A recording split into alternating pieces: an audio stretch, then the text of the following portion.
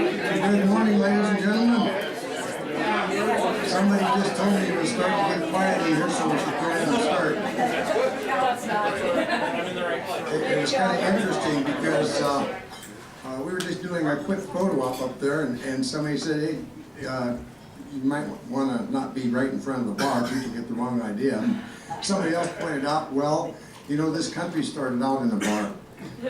It's actually true. The Green Dragon Tavern is where the Tea Partiers met to plot their tea party, and that started the revolution. Somebody else pointed out, well, so did the Marine Corps, and that's true as well. Tom Tavern. You can check it out right here in my ring. So, anyway, where's the blizzard? There's no blizzard today. What a nice change.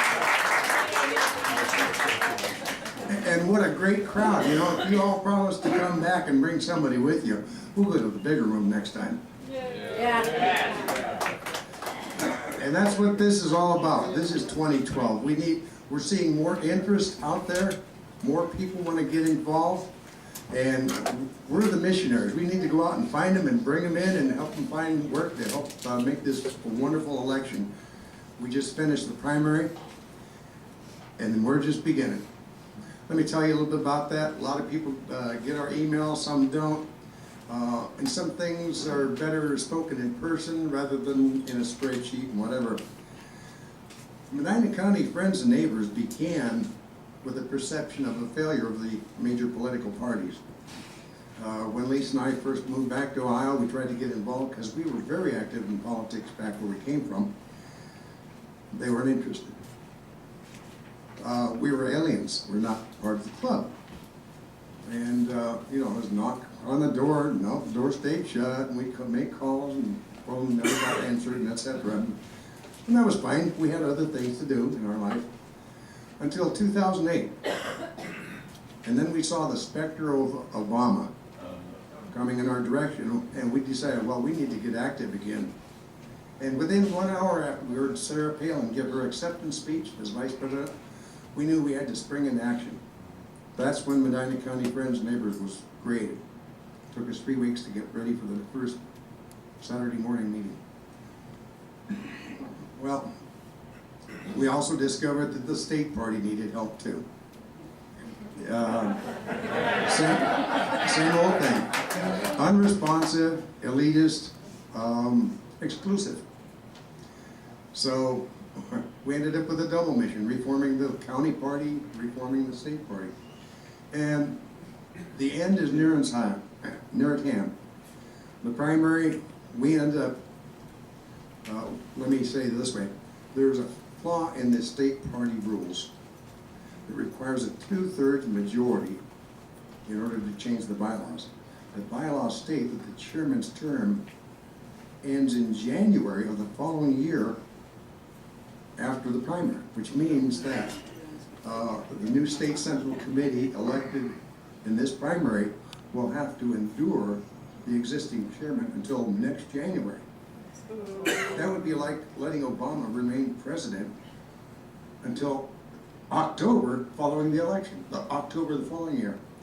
Can you imagine what kind of damage you could do in that much time? Oh, there's the thought.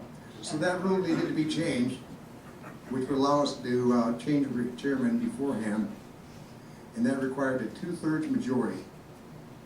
We needed a 2/3 majority to be elected to the state central committee. That's at least 44. We had an equivalent situation at the county level. We had to get a super majority elected. That's the bad news. The good news is at the state level we can count on 45, not 44, but 45 certain votes at this time.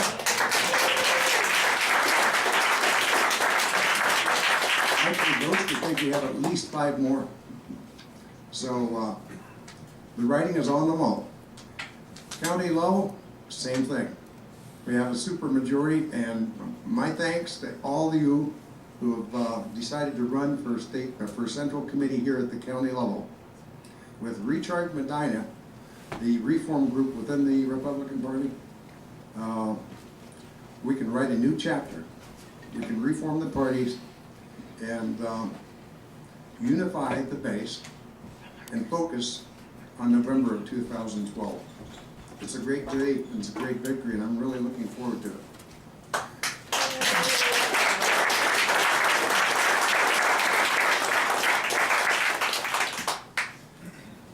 One thing that really amuses me is Lisa, Recharge Medina really wanted her to win her race. I mean, that was the target race in Medina County. And it was a massacre, right?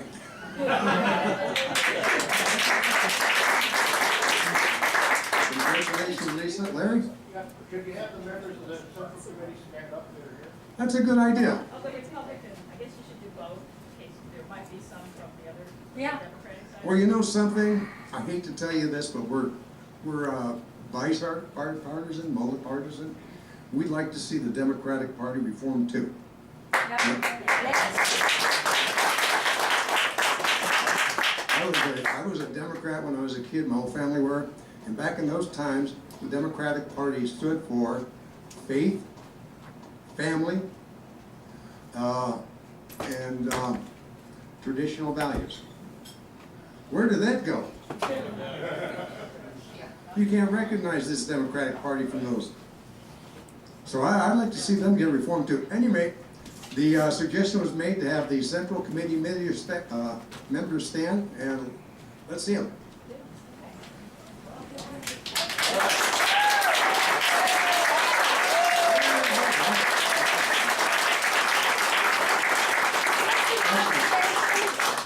Happened to be on the right side, did you notice? Oh, you're right.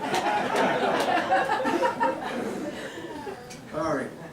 With that, let's start off. Let's bow our heads in prayer. Dear Heavenly Father, we thank you for this day. This day has been long in coming. We've been working at this for 3.5 years, and our journey is not yet complete. Yet we know that you have been with us the entire way, and will continue to be so. We're performing an act of stewardship toward a wonderful nation that was born out of the recognition of you as our Creator and the source of our life, our liberty, and all of our happiness. Many of us are aware that our fresh president was a general, not a particularly good general, but highly respected for his impeccable integrity and considered a blessed man by the Indians, who fired at him time and time and time again. In one battle, there were several bullet holes in his coat, yet he was not injured. They knew that the Great Father was there to protect General Washington. As you were there with General Washington, we feel that you are here with us today. We thank you and look forward to this journey with you. Amen. Amen.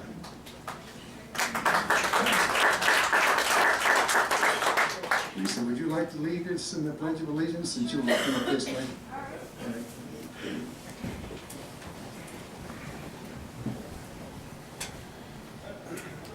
Pledge allegiance to the flag of the United States of America and to the republic for which it stands, one nation, under God, indivisible, with liberty and justice for all.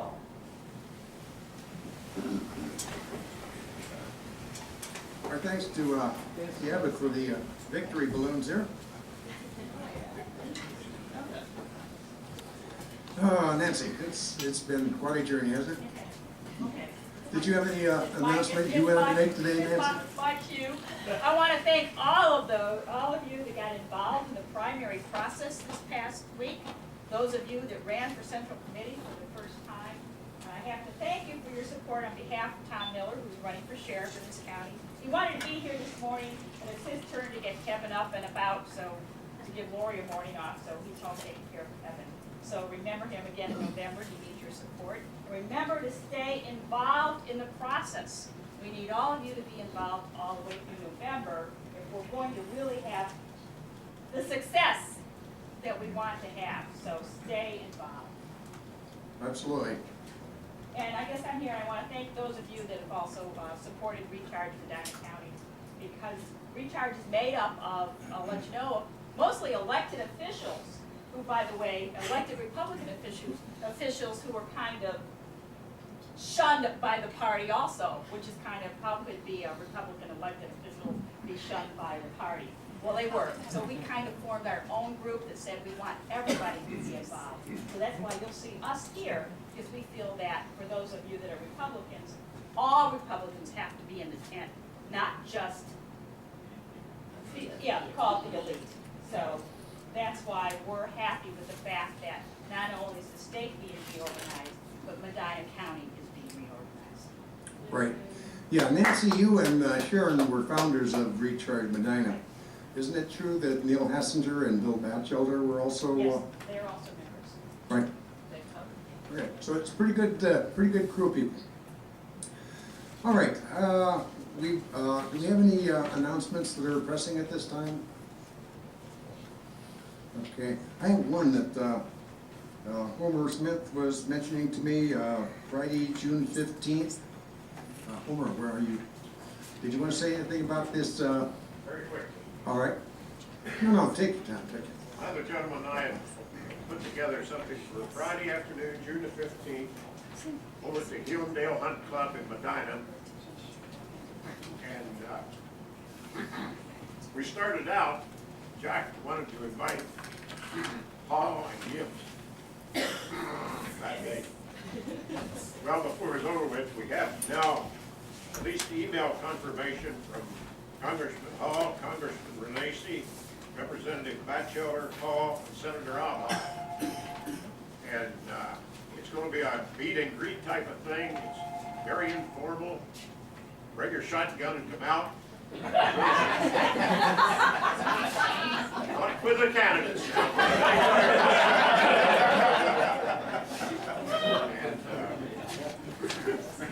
One other invited guest that will be there is a lady that Jack knows rather well, who spent a great portion of her life in Russia and Poland living under a government health care plan. She has some interesting stories about it. We're not asking our elected representatives to prepare any long speech or anything. I think Jack has in mind giving each of them a little time to say something, but more than that, just meet and greet people. And we labeled it our gun right advocates. We think that all these people are on our side of gun rights. Hopefully, we can also get into some questions about the economy, Medicare, that type of thing, jobs. But more than anything else, it's very informal, no cost to attend. Just show up, enjoy the, Jack wanted to say meet, greet, eat. I said, well, I prefer eat, greet, shoot. So. Got a lot of time to get it on your calendar, 15th of June.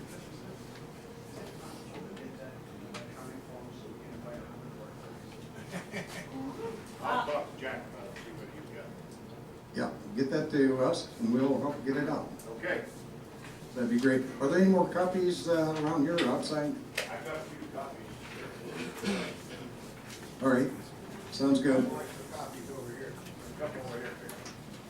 Yeah, and I noticed that the fundraiser is on behalf of Congressman Gibbs, Congressman Renacci, Speaker Batchelder, Representative Hall, and Senator Alba, all favorites of ours.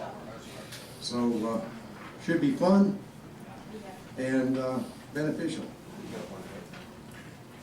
I've also noticed that out in the hall, Bill Knecke has free constitutional materials. If you know somebody that needs to vote up on the Constitution, or if you do yourself, grab one or two, or however many you need. Also, Chris Duran, are you here, Chris? Yes. Okay, you've got some interesting stuff out there too. I noticed some new hats. Yep. Did you want to say anything about them? They're cheap. They're $10. Wow, what a compelling sales pitch. Oh, okay, here. They're all anti-Obama. All right, with the preliminaries pretty much completed, is there something else I'm missing? Oh, welcome new people here for the first time. Okay, let me get to that in just a second. Okay. Tax Day Tea Party, we're not gonna have it in Medina this year. We're combining forces with Portage, Summit, Stark counties. We're gonna have it at the Cuyahoga Falls River Amphitheater. Lisa's got some flyers back there about it. We have already arranged for Quinn and Rose to be the guest speakers, so it should be a great show. Okay, now what was the other thing you wanted to remind me about? New members. People that are here for the first time. Oh yeah, who's here for the first time? Oh, we've got some.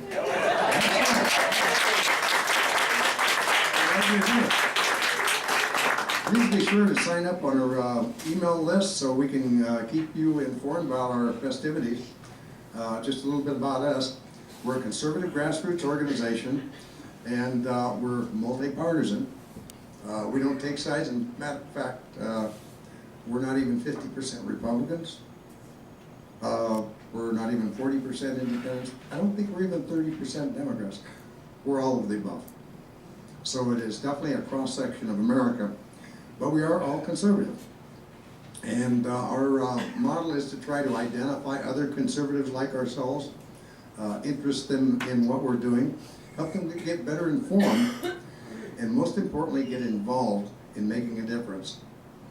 In this life, you can be a hammer or an anvil. It's more fun to be a hammer and make things happen. Shape the future. Anyway, having covered all the preliminaries, it's my great pleasure to introduce one of our frontline troops who has been on the front lines in Washington, D.C., trying to preserve our republic, even as we're working back here to keep the arsenal building up. Congressman Renacci.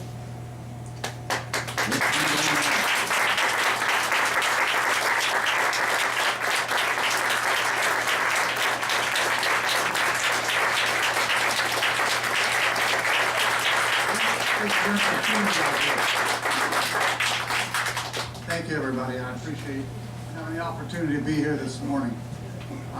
It's going to be an interesting year, as you can see the way things have lined up. But as I tell everybody, this year really is probably the most important year and most important election of a lifetime.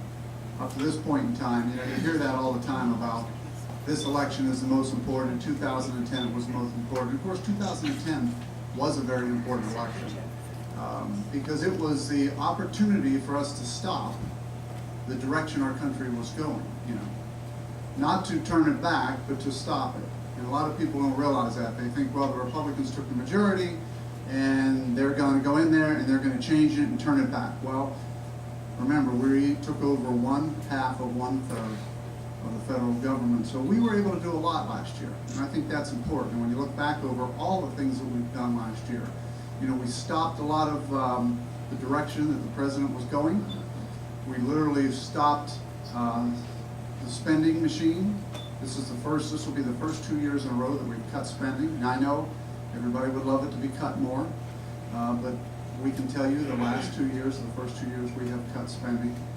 So we have definitely started a new direction in Washington. Now, this next year, we have to be able to start turning things back around. And that's got to be the key. This election in November will be one of the most important ones because you'll make a decision on the other 2/3 and hopefully keep the 1/3 consistent. Now, everybody knows in the congressional races that, and one thing I would tell you out of the state of Ohio, we lost 2 congressional seats, as you're aware. So we're going down from 18 to 16, and there was redistricting done. Of course, my district was changed pretty drastically, but it's still a good district. And as I tell everybody, no matter what district I get, I just want to be able to represent the people that are really with me, and also the ones that I've represented in the past. But district has changed, and out of all the districts now, there are really you'll hear this a lot. There are a number of secure seats for Democrats, and there are a number of secure seats for Republicans. Secure seats mean anything above an R+ certain index. There are a couple seats that are questionable, but they're really, because of the short time period between the time when the districts were determined, which was late December, and really the following, of course, which everybody knows was primary was just March. There weren't a lot of time for people to get in. You really had to have major decisions long before that, and people didn't know what the districts were either. So what happened in Ohio was, once the districts were set, there was a short period of time to get in, and then there was a short period of time for a primary. So a lot of people did not jump in this race from the standpoint of primaries or general elections. So what we really have is probably one congressional seat that will be the most contested, and that's my seat. And the reason it'll be the most contested is because when they redrew the districts, they drew my opponent, Betty Sutton, who's an incumbent Democrat, into my district. So that will be the race that'll really be a spotlight here in Ohio. But again, what we have here is truly two diametrically opposed congressional people. So the people of this new district will have an opportunity to select somebody who has voted for cap and trade, somebody who has voted for bailouts, health care, all the things that you were able to change the Congress in 2010 for, my opponent has voted for. You know, when she talks about bank bailouts, she voted for bank bailouts, she voted for the health care plan, cap and trade. And if you remember, one of my campaign slogans last year was anybody who voted for cap and trade in the state of Ohio should never, ever be allowed to go back to Congress. And she voted for that.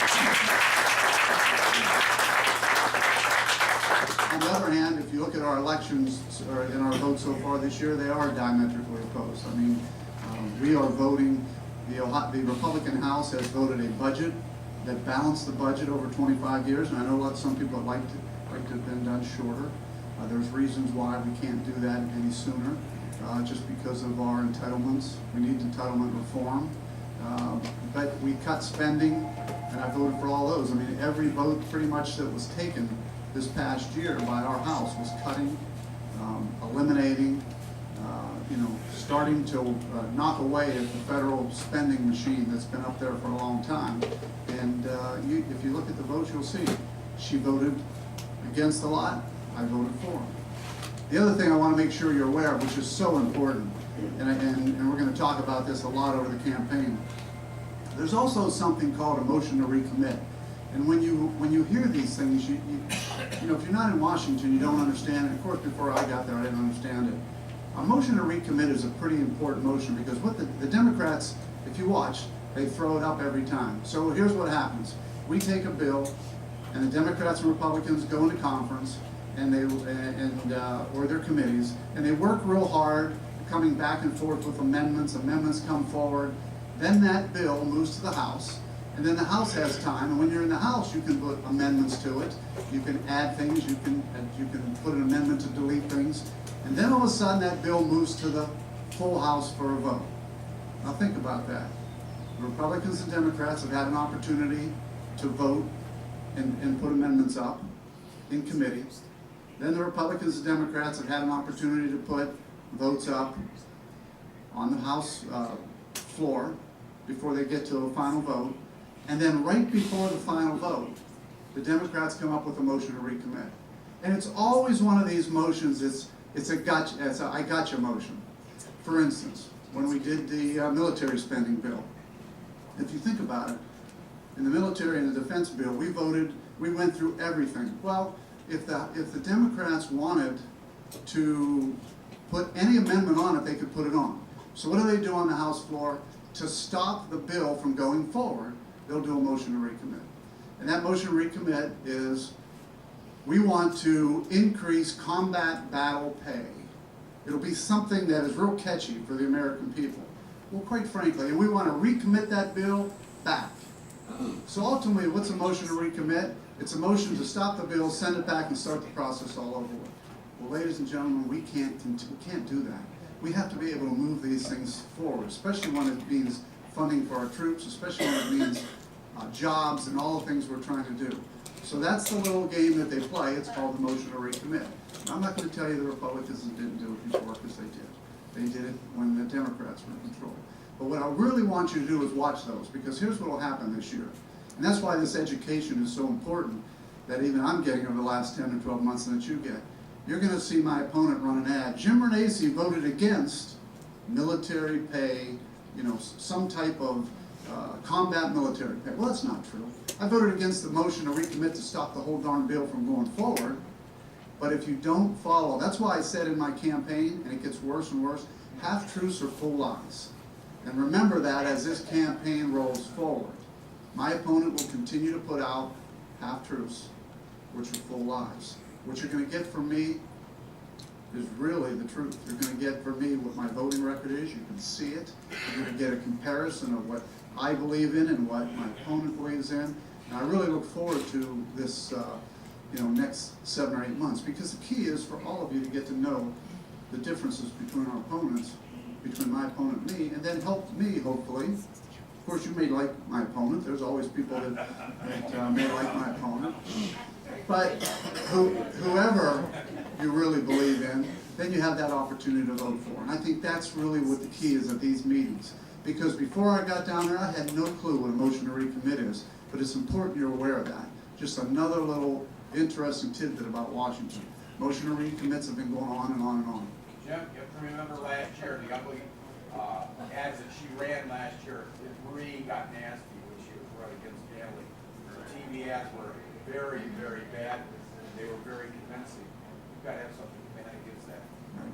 Well, the one thing you have combating against that is you have me coming out into the public. I have no problem meeting and getting out. I've had town halls. Again, look at the comparisons as we go over the next 7 months. My opponent today is speaking in front of a VA. Of course, that's already government-run organization supported by the Obama administration today. So she's able to speak before that. I didn't get invited to that. I get invited to the people, and that's the key.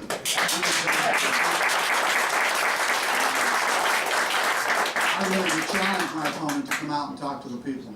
She should come out and talk to all the representatives that she represents and get to know what their concerns are. I've been doing it, as you're aware. I was just in Medina 2 weeks ago. I had a town hall. I've yet to see my opponent do those things. So that's the key. That'll be the difference. But also the difference between her and I. Again, you'll hear her say that she came from, I just heard one of her catchphrases, that she came from a family where I think her father was a Boilermaker. And her mother was, well, guess what? I always challenge people. I came from one of the poorest of poor families. My dad was a railroad worker, lost his job, a Democrat. My mother was a nurse, a Democrat. We came from a blue-collar, union, working family. I understand what it is, a struggle. I went to school wearing my neighbor's clothes, hand-me-down clothes, which was okay. I didn't know any different, and I thought that was great. I was just happy to have them. My first pair of, I always chuckle about this, my first pair of tennis shoes were Converse tennis shoes that, you know how I got them? I made the basketball team. And I remember that was a proud moment, just to be able to make the team, to know that I could take a pair of tennis shoes home. So those are all good memories. Those aren't bad memories, those are good memories. Because that gave me the opportunity to understand that this country is all about opportunity. This country is about giving everyone the opportunity, and let government get out of the way. Now that doesn't mean that there aren't good regulations. I understand that, but get them out of the way and give everybody the same opportunity to live the American dream. I am so proud of having that opportunity. We need to make sure that our children and grandchildren have that opportunity. So there's no story in the world about my opponent's background can trump my background. I mean, I've had the opportunity to live the American dream. She'll tell you I'm a millionaire. I'm proud to have lived the American dream and been a millionaire. All right.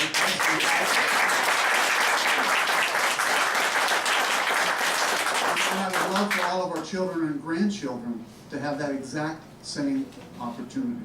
To start with nothing, but know there's opportunity. To know that if you work hard and do the right things, that came right out of the President's speech in January. If you work hard and do the right things, you should have opportunity in this country. The problem is the President says those things, but doesn't act on the same things. So let me give you a little bit of background on what's going on in Washington, because it is interesting. This is an election year. I doubt very much that much will get accomplished. It's sad to say. Again, you're hearing it from me after 14 months in office. I thought we all went down there and we work hard every day. Look, in the business world, you work hard every day to get to the same place. In Washington, it's an election